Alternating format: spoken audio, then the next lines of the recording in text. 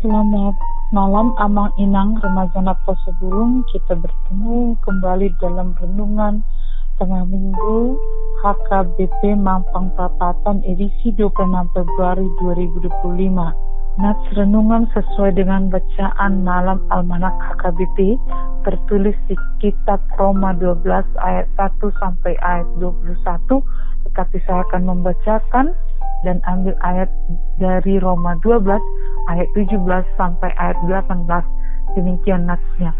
Janganlah membalas kejahatan dengan kejahatan. Lakukanlah apa yang baik bagi semua orang. Sedapat-dapatnya, kalau hal itu bergantung padamu, hiduplah dalam perdamaian dengan semua orang. Demikian natsnya. Saudara-saudari yang terkasih dalam nama Yesus Kristus, topik renungan malam ini adalah kalahkan kejahatan dengan kebaikan. Yang sering berlaku dalam kehidupan ini, kejahatan dibalas kejahatan. Sering kita mendengar, jika kau baik, aku akan lebih baik. Dan jika kamu jahat, aku akan lebih jahat. Artinya, yang baik dibalas dengan yang baik, tetapi yang jahat akan dibalas dengan yang jahat. Padahal, apakah yang membedakan orang Kristen dengan saudara-saudari kita beragama lain? Dan ini menjadi intisari ajaran Kristen. Kalau masalah kesalehan dalam beragama, tentu kita akan kalah dengan saudara kita yang menunaikan ibadah 5 kali sehari. Jika masalah kerendahan hati, kejujuran, dan kerelaan berkorban, kita kalah dengan Buddha. Mereka lebih unggul dari kita. Ciri khas orang Kristen adalah kasih. Yesus mengajarkan kita untuk mengasihi seperti Allah mengasihi kita. Maka kebaikan, kerendahan hati, kelembutan, kerja keras adalah respon kita akan kasih Allah kepada kita. Masalahnya, apakah kita dapat selalu melakukannya? Sebab selalu ada orang yang jahat di sekeliling kita, membuat kita marah, kesal, menderita.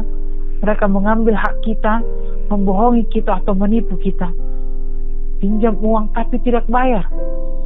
Bila bersentuhan dengan hukum, mungkin aparat hukum bisa memenjarakannya. Tetapi jika tidak, apakah kita akan membalas kejahatan mereka?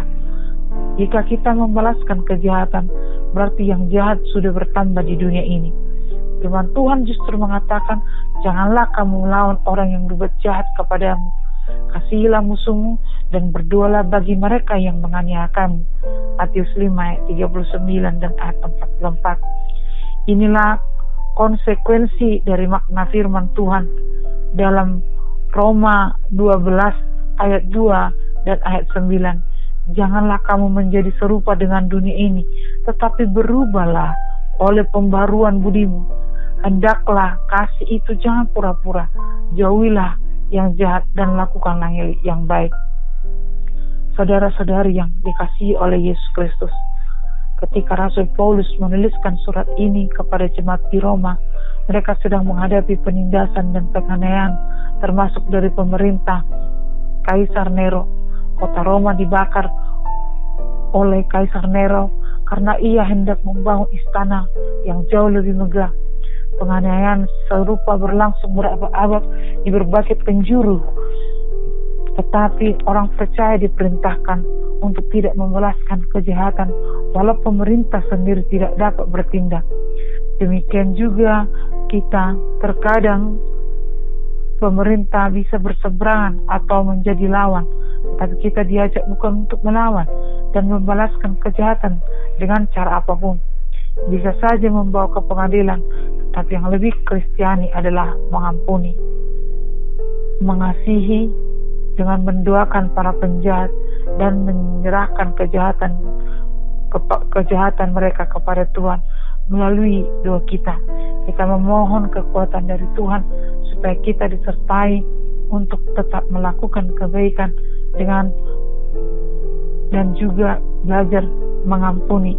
Marilah kita meneladani Yesus Kristus melalui pengorbanan di kayu salib.